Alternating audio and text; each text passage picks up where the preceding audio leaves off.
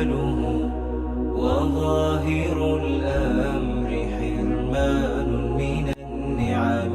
السلام عليكم ورحمة الله وبركاته. الحمد لله رب العالمين، والعاقبة للمتقين، ولا عدوان إلا على الظالمين، وأشهد أن لا إله إلا الله ولي الصالحين، وأشهد أن سيدنا ونبينا وحبيبنا وعظيمنا ومصطفانا محمد رسول الله وبعد.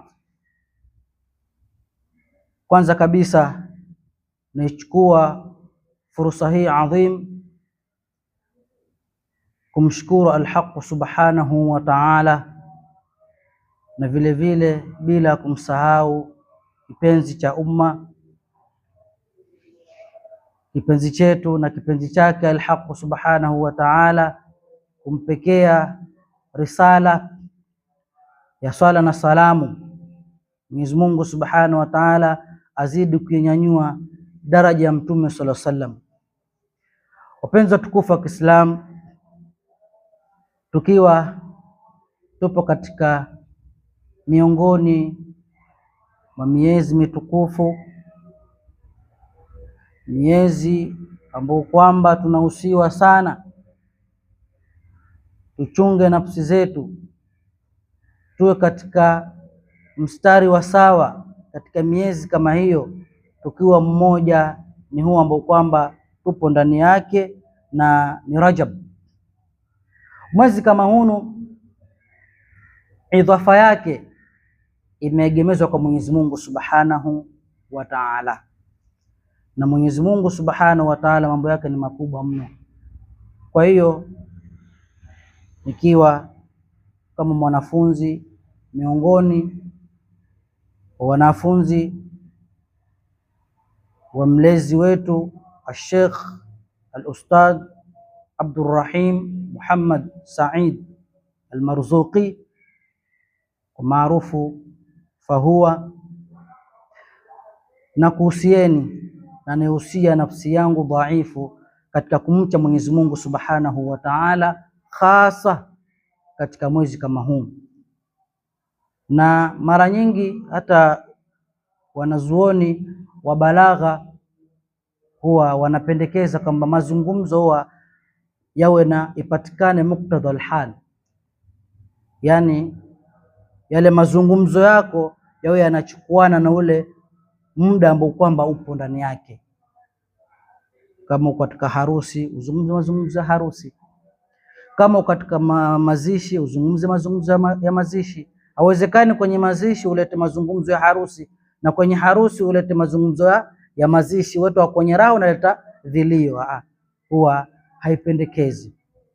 Kwa kuwa tupo katika mwezi wa Mwenyezi Mungu subhanahu wa ta'ala, na mimi nitapita humo, kipi ambacho kwamba Mwenyezi Mungu subhanahu wa ta'ala anakipendekeza tuwe nacho ama tukishike katika mwezi kama huu. Ningependa kwenda kueleza walau kwa dakika chache tu suala zima la al-istighfar, kuleta istighfari, kurudi kwa Mwenyezi Mungu subhanahu wa ta'ala. Suala la kumwomba Mwenyezi Mungu subhanahu msamaha ni swala zito sana, na ni swala ambalo kwamba tunafaa sisi tulipige makamama, hasatan katika mwezi kama huu ambao kwamba ni mwezi wake Rajab, shahrullah. Idhafa hiyo imepelekwa kwa Mwenyezi Mungu subhanahu wa ta'ala. Kwa hiyo sisi turudi kwa Mwenyezi Mungu subhanahu wa ta'ala, na ni jukumu la kila mu'min, ni jukumu la kila Muislamu, kwa sababu ukisoma baadhi ya aya zimetuamrisha sala la kurudi kwa Mwenyezi Mungu subhanahu wa ta'ala. Ya ayyuhalladhina amanu tubu ila Allahi taubatan nasuha. Hakusema ya ayuhan nasu. Ina maana wanaokosea ni waumini.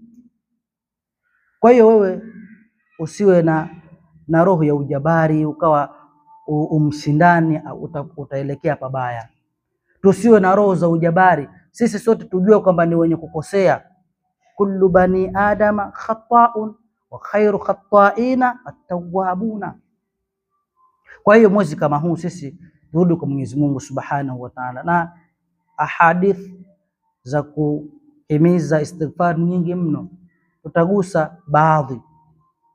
Mtume sallallahu alayhi wasallam anaeleza kwamba man lazima al-istighfara ja'ala Allahu lahu min kulli hammin faraja wa min kulli dhiqin makhraja wa razaqahu min haythu la yahtasib.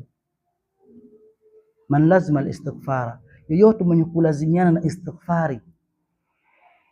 Na bwana wa istighfar ni Mtume sallallahu alayhi wasallam. Yeye alikuwa akileta istighfari kwa siku takriban zaidi ya mara 100.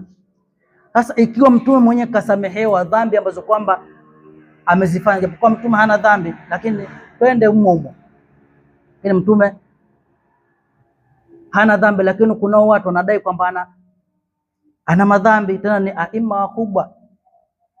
Ukienda katika baadhi ya aya walivyo tafsiri, lakini sisi ahlus sunna wal jamaa tunasema kwamba mtume ni maasum, tena kabla al-bi'tha wa ba'da, kabla haja timilizwa na vile vile alipotimilizwa mtume ni maasum.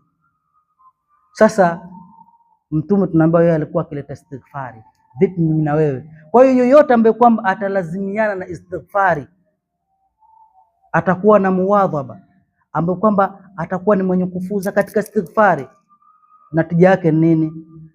Ja'ala Allahu lahu min kulli hammin faraja. Hamu ndo hapa ndo kwenye matatizo makubwa. Kesho mimi nitakula nini? Kesho nitafanyaje? Mimi kesho siku yangu itaingia vipi? Biashara zangu zitakwenda namna gani? Hamu. Lakini leta istighfar, Mwenyezi Mungu atakachokujalia ni ishrahu sadri, kifua chako kitakuwa kikundufu, wala hutokuwa na matatizo ya aina yoyote. Ja'ala Allahu lahu min kulli hammin faraja wa min kulli dhiqin makhraja, dhiki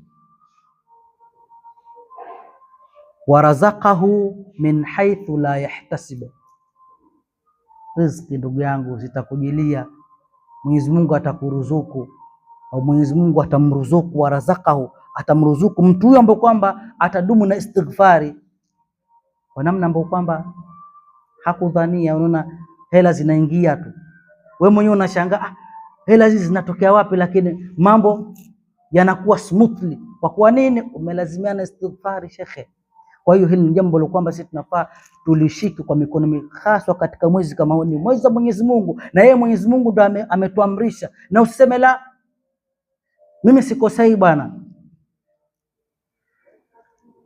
Sio akwali za kuongea, kwa sababu walaula dhunubu ma fataha Allahu baba tauba, lau sikukosea kufanya madhambi basi Mwenyezi Mungu Subhanahu wa Ta'ala asingeweka mlango wa tauba. Lakini kwa nini upo mlango wa tauba? Ndio kwamba sisi tunakosea. Kwa hiyo sisi tukirudi kwa Mwenyezi Mungu Subhanahu wa Ta'ala, mambo yote yatakuwa sahali, na ndio tutaingia katika yule mtu ambaye kwamba aliulizwa Mtume SAW na masahaba zake walikuwa wamekaa, akaulizwa Mtume, ayun nasi afdal,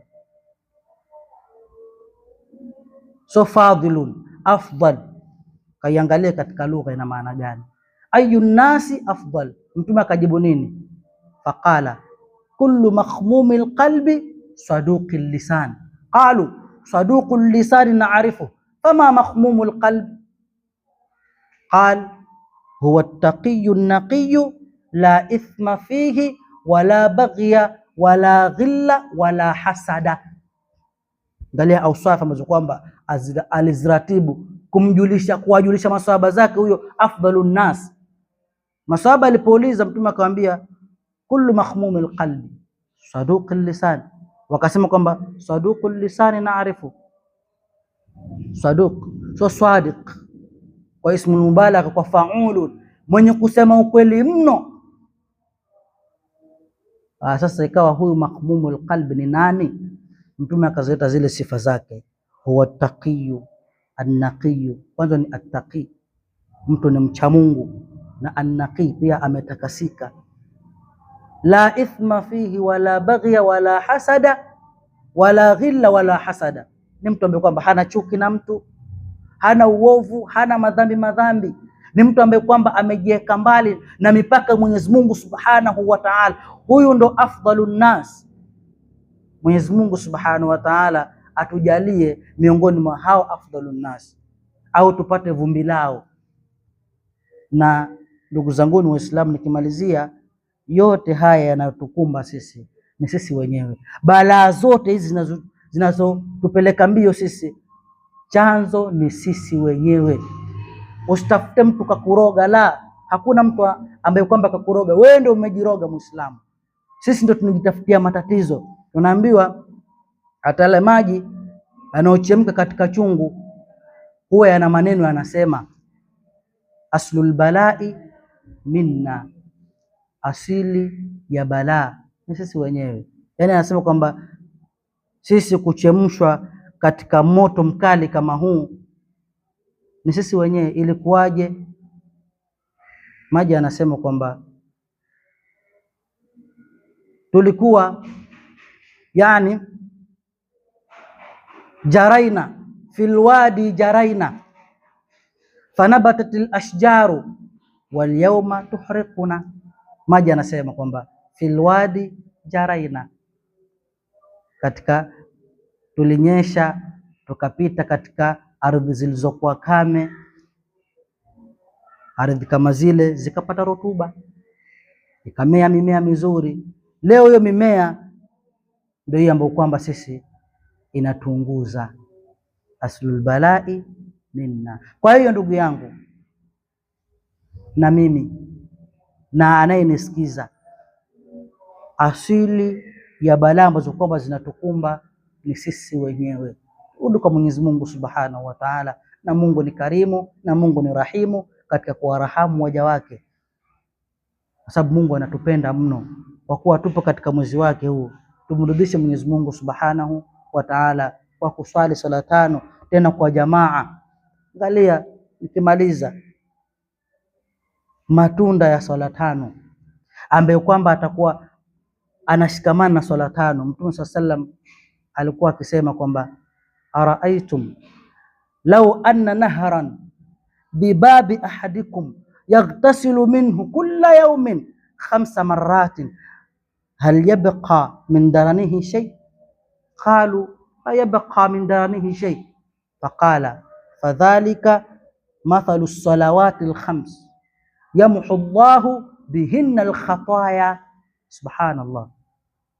Mtume alikuwa anawaambia maswahaba zake, ni habari, araaitum law anna nahran bibabi ahdikum, kwamba kuna mto uko mbele ya mmoja, yani uko mbele ya mlango mmoja wenu, mto kama ule, yaghtasilu minhu, huyo mmoja wenu anaoga kupitia ule mto, anaoga kwenye ule mto kila siku mara 5. Je, mtu kama huyu atakuwa na uchafu kweli? Atakuwa ni mchafu kweli mtu kama huyu?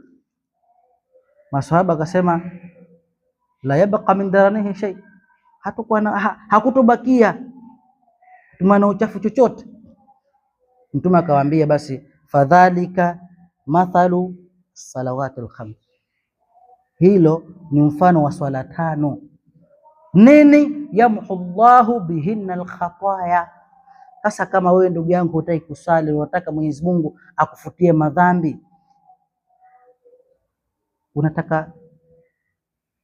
unataka iweje? Yani turudi kwa Mwenyezi Mungu Subhanahu wa Ta'ala, tushikamane na swala, tuheshimu mwezi kama huu. Ikiwa una uwezo, una taufiki, umepewa na Mwenyezi Mungu, una siha yako, funga.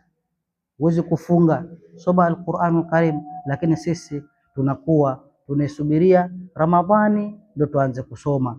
Ukiangalia hivi unaona 2, ukiangalia hivi unaona kasiri badala ya dhuma. Ndugu yangu, kushika msahafu kwenye mwezi mtukufu wa Rajab, Shaaban, unakuja kushika msahafu kwenye Ramadhani.